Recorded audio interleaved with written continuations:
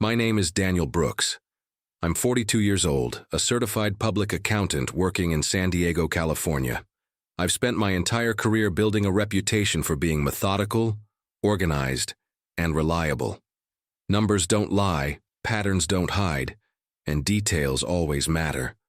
That's how I approach everything in my life, including relationships. I was married to Olivia for 11 years. She's 39, a university professor with a sharp mind and an even sharper tongue when she wanted to be. We had our ups and downs like any couple, but I believed we had something solid, something worth fighting for. In early 2024, things started to shift. Small arguments became bigger ones.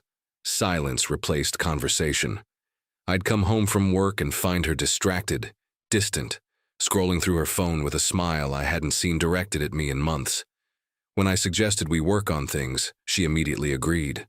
But she had a condition. "I think we need professional help," she said one evening over dinner. "I found this therapist, Dr. Colin Harris. He's highly regarded, specializes in marriage counseling. I already looked into his rates and availability." I agreed without hesitation. I've always believed in communication, in fixing problems rather than running from them. If therapy could help us reconnect, I was all in. Dr. Harris had an office in a nice part of downtown San Diego, the kind of building with marble floors and floor-to-ceiling windows. He was 46, well-dressed, articulate, with the kind of confidence that comes from years of telling people what's wrong with their lives. His rate was $200 per session, standard for therapists with his credentials in San Diego. Our first few sessions seemed productive. He asked thoughtful questions, made us talk through our issues, gave us homework assignments to improve communication. Then things changed. "I think it would be beneficial if Olivia and I had some individual sessions," Dr. Harris suggested during our fourth visit in late February. "Sometimes partners need space to explore their feelings separately before we can make real progress together." I didn't think much of it at first. Individual sessions made sense. But those sessions became more frequent, twice a week, then 3 times. Olivia would leave the house cheerful, almost giddy, and return hours later with vague explanations about breakthrough moments and emotional processing. I'm an accountant. I notice patterns, and this pattern was setting off every alarm bell I had. We used a shared credit card to pay for the therapy sessions. It was easier that way, everything in one place. One evening in mid-March, while reviewing our monthly statement on the banking app, I noticed something odd. There were duplicate charges from Dr. Harris's practice on the same days as Olivia's appointments. But there were also charges from coffee shops and hotels near his office, always on days when she had sessions. The Westgate Hotel, the Living Room Cafe, places within walking distance of his building. I sat at my desk, staring at the screen, feeling my stomach drop. The charges weren't large, $60 here, $90 there, but they formed a timeline, a story written in transactions. I didn't confront her, not yet, because if there's one thing my profession has taught me, it's that you don't make accusations without evidence. You gather data, you build a case, you make sure you're absolutely right before you act. The next morning, I contacted a private investigator. His name was Mike Reeves, a former LAPD detective who'd gone private after 20 years on the force. I met him at a diner in Chula Vista, away from anywhere Olivia or her friends might see us. "I need to know if my wife is having an affair," I told him, sliding a folder across the table. Inside were copies of the credit card statements, Olivia's schedule, and Dr. Harris's office information. Mike flipped through the papers, his expression unchanged. "How long has this been going on?" 3 months of therapy total, 2 months of individual sessions, but the pattern only became clear in the last few weeks. "And you want photographic evidence?" "I want the truth, whatever that looks like." He nodded. "Give me 2 weeks, I'll have everything you need. My rate is $1,500 for the surveillance package plus expenses." I went back to my routine. Woke up at 6:30 every morning, made coffee, went to work, came home, had dinner with Olivia. She talked about her students, about department politics at the university, about her therapy sessions and how much they were helping her find herself.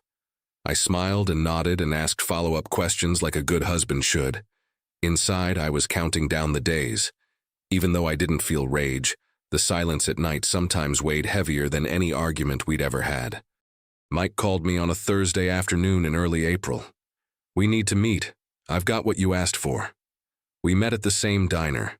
He handed me a manila envelope, thick with photographs and printed reports. I opened it slowly, preparing myself for what I was about to see. The first photo showed Olivia and Dr. Harris sitting at an outdoor cafe, her hand on his across the table. The second showed them entering the Westgate Hotel 3 blocks from his office. The third showed them leaving 2 hours later, her hair different, his tie loosened. There were timestamps on everything, dates, locations, durations. "They've been meeting twice a week for the past 6 weeks, Mike explained. "Always the same hotel, always booked under his name. They're not even trying to hide it that well. They use the therapy appointments as cover, then spend the rest of the afternoon together." I stared at the photos, feeling nothing. No rage, no heartbreak, just cold clinical detachment. This was a problem. Problems had solutions, and I was very good at finding solutions. "How much do I owe you?" I asked. $1,800 total. That includes surveillance, documentation, and a written report with all the evidence cross-referenced. I wrote him a check on the spot. "I may need you to testify if this goes to court. Just let me know." I drove home with the envelope on the passenger seat. I didn't open it again. I didn't need to. I already knew what I was going to do. Before taking any action, I consulted with an attorney. Not for the divorce, not yet, but to understand my legal position. He reviewed everything and gave me clear advice. Document everything. Report the professional misconduct through proper channels. Don't confront them directly. Let the system work. That night, Olivia told me she had another individual session scheduled for the following Tuesday. "Dr. Harris thinks we're making real progress," she said, smiling. "He says I'm finally learning to prioritize my own needs." "That's great," I replied. "I'm glad it's helping." The next morning, I started building my case. Not against Olivia, at least not directly. Against Dr. Colin Harris, licensed clinical psychologist, member of the California Board of Psychology. I pulled up the ethical guidelines for mental health professionals in California. Section 1, subsection 4. Sexual or romantic relationships with current clients constitute professional misconduct and grounds for license suspension or revocation. I printed it out. Then I compiled every receipt, every credit card charge, every appointment record. I cross-referenced them with Mike's surveillance photos and timestamps. The evidence was airtight. Dr. Harris had violated every ethical standard in his profession. He'd used his position of authority to seduce a vulnerable client. He'd billed for therapy sessions that never happened, or that turned into something else entirely. And he'd done it all while presenting himself as a trusted professional helping to save our marriage. I drafted a formal complaint to the California Board of Psychology. 12 pages, single-spaced, with 37 pieces of supporting documentation. I detailed every violation, cited every relevant statute, and included Mike's written report as an expert witness statement. I never mentioned Olivia by name. I referred to her only as Patient A, currently receiving treatment from Dr. Harris for marital issues. I submitted the complaint on a Monday morning in mid-April. By Wednesday, the board had opened an investigation. By Friday, Dr. Harris received notice that his license was under review and that he was prohibited from seeing patients until the investigation concluded. I know this because his receptionist called Olivia to cancel all upcoming appointments. I was standing in the kitchen when she took the call. "What do you mean his license is suspended?" Olivia said into the phone, her voice rising. "What happened?" No one told me anything."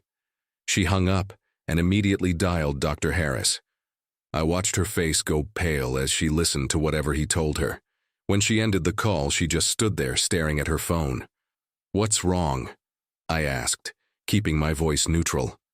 "Collins, Dr. Harris is being investigated by the licensing board. Someone filed a complaint." "That's terrible. What kind of complaint?" "He didn't say. He just said he can't see patients right now, and that he'd let me know when things are resolved." If you enjoy stories of cold-blooded revenge and gripping plot twists, like this video and subscribe to the channel now. There are brand new, unreleased stories here every day, each one more intense than the last. The investigation moved faster than I expected. The Board of Psychology doesn't mess around when it comes to sexual misconduct. They interviewed me as the spouse who'd been paying for the therapy. They interviewed Mike Reeves. They subpoenaed Dr. Harris's appointment records and financial statements. And somewhere in that process, they figured out who patient A was. I never told anyone. I didn't have to. By early June, 8 weeks after I filed the complaint, the local news ran a story. Prominent San Diego therapist under investigation for ethics violations. They didn't name Olivia, but they mentioned that the case involved an inappropriate relationship with a married client during couples therapy. In a city like San Diego, where everyone in certain circles knows everyone else, it didn't take long for people to connect the dots. I started noticing it at the grocery store. Former friends of ours would see me, then quickly look away. Conversations would stop when I walked into a room. I didn't mind. I wasn't the one who'd done anything wrong. Olivia, on the other hand, was falling apart. She'd always been proud of her position at the university. She taught ethics and education, of all things. The irony wasn't lost on anyone, especially not the university administration. When word got out that she'd been involved with a therapist who'd violated professional ethics during therapy meant to save her marriage, the department chair called her in for a meeting. I only know this because she told me, in a rare moment of honesty, probably driven by panic. "They're putting me on administrative leave," she said one evening in mid-June, sitting at the kitchen table with her head in her hands. "They said it's pending an internal review of conduct standards." "Daniel, I could lose my job." "Why would you lose your job over someone else's ethics violation?" I asked, even though I knew exactly why. "Because people are talking, because students have complained, because the board thinks I've damaged the integrity of the department." I wanted to feel sympathy. Part of me tried to find it somewhere inside, but mostly I just felt satisfied. Not happy, not vindictive, just satisfied. Like when you balance a complicated spreadsheet and all the numbers finally line up. "What are you going to do?" I asked. "I don't know. Colin won't return my calls. His lawyer told him not to communicate with anyone involved in the case." Probably smart advice. She looked at me then, really looked at me, and I saw the moment she started to wonder. "Daniel, did I what? Did you file that complaint?" I met her eyes. "I reported professional misconduct to the appropriate licensing board." "Yes, you knew." "I'm an accountant, Olivia. I notice patterns. I follow evidence. And when I see someone violating the law and professional ethics, I report it. That's what responsible people do." She started to cry. Not the delicate, sympathetic kind of crying that makes you want to comfort someone.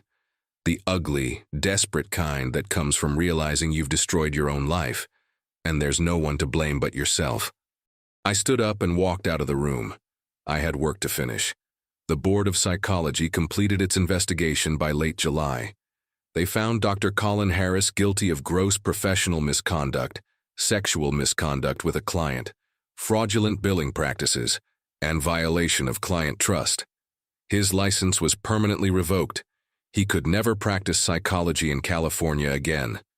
The decision was published in the board's public records. Anyone could look it up.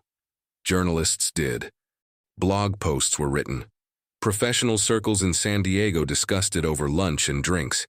Dr. Harris's name became a cautionary tale, the kind of story professors use in ethics classes to illustrate everything you should never do. And because the complaint mentioned couples therapy, because people talk and rumors spread, Olivia's name eventually surfaced. Not in official documents, but in whispered conversations and knowing looks. She became the woman who'd had an affair with her therapist, who'd destroyed a marriage while pretending to fix it, who'd betrayed her husband in the most calculated way possible. The university extended her administrative leave indefinitely.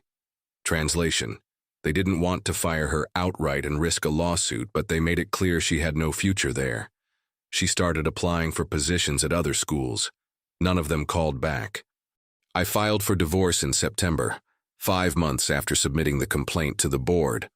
By then, the legal landscape was entirely in my favor. Olivia had no credibility, no moral high ground, no sympathetic narrative. My lawyer presented the evidence of infidelity, the professional misconduct findings, and the pattern of deception. The judge granted me everything I asked for: the house, the retirement accounts, no alimony. Olivia moved into a small apartment in Normal Heights by November. Last I heard, she was teaching part-time at a community college in El Cajon, making a fraction of what she used to earn. Dr. Harris left San Diego entirely.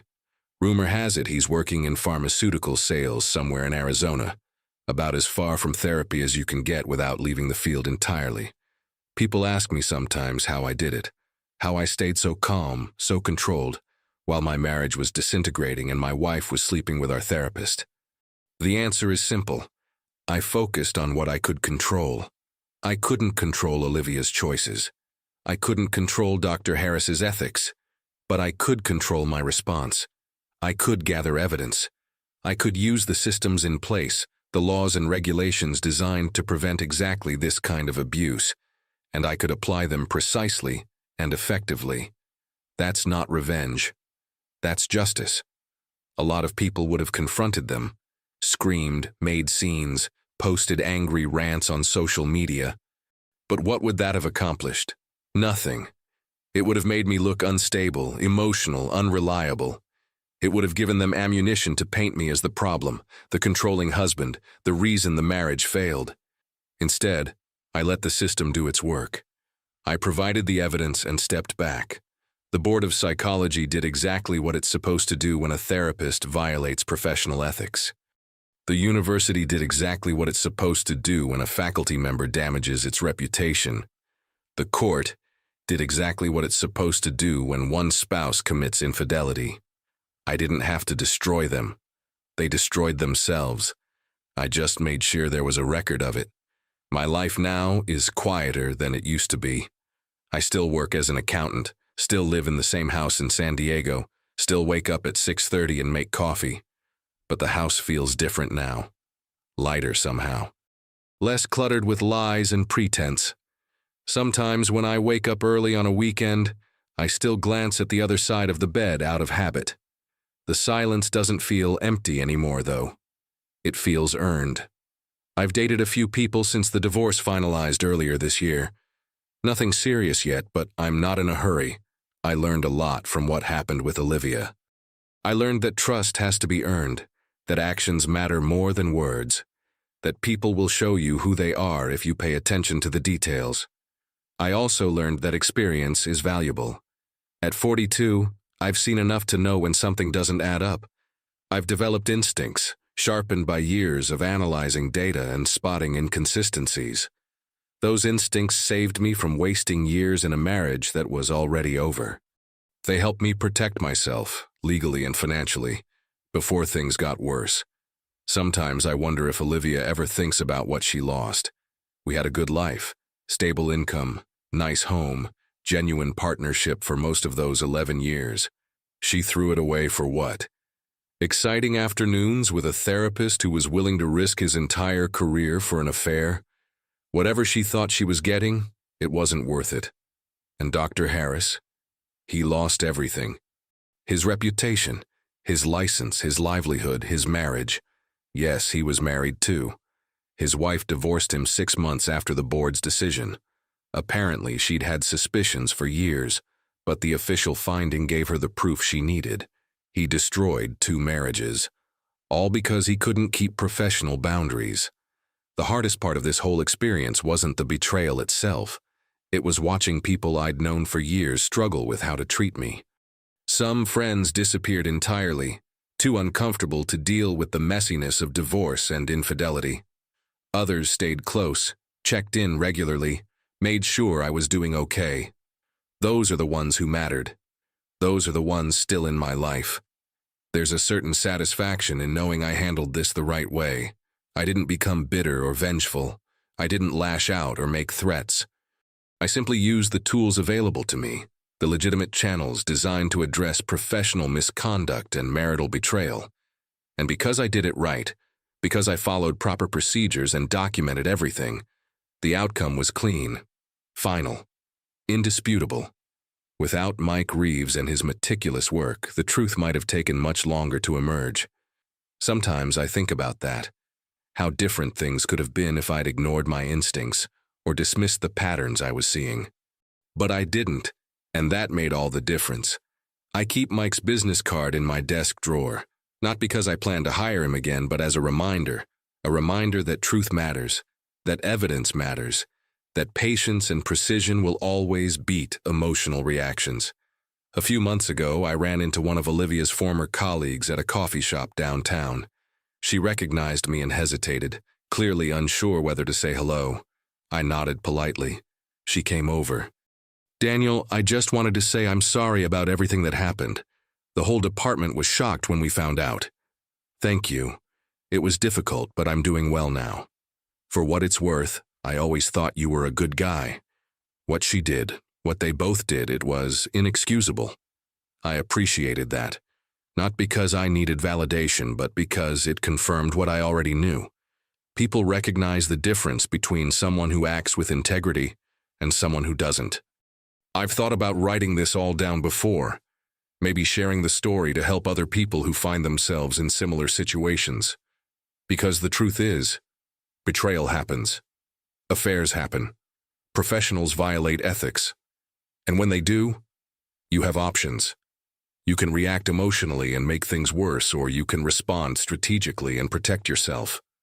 I chose the latter, and I'd make the same choice again. Looking back, I don't regret the years I spent with Olivia.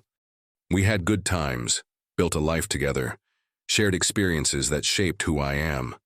But I also don't regret how I ended it. When I discovered the truth, I acted decisively and appropriately. I used my skills, my profession's training in attention to detail and documentation, to build an airtight case, and I let the consequences unfold naturally. That's the thing about truth. When you present it clearly, when you back it up with evidence and follow proper procedures, it becomes undeniable. People can't argue with it. They can't spin it or reframe it or make excuses for it. It just is. And sometimes, that's the most powerful weapon you have. I'm 42 years old. I'm a certified public accountant. I'm divorced. And I'm at peace with how I got here. Because I know I did the right thing, the legal thing, the ethical thing. I didn't seek revenge. I sought justice. And I found it. If you enjoyed this story, please like this video and leave a comment telling me what you thought. And if you haven't subscribed to the channel yet, please do so, and turn on notifications to get new stories like this one. Thank you for watching, and see you next time.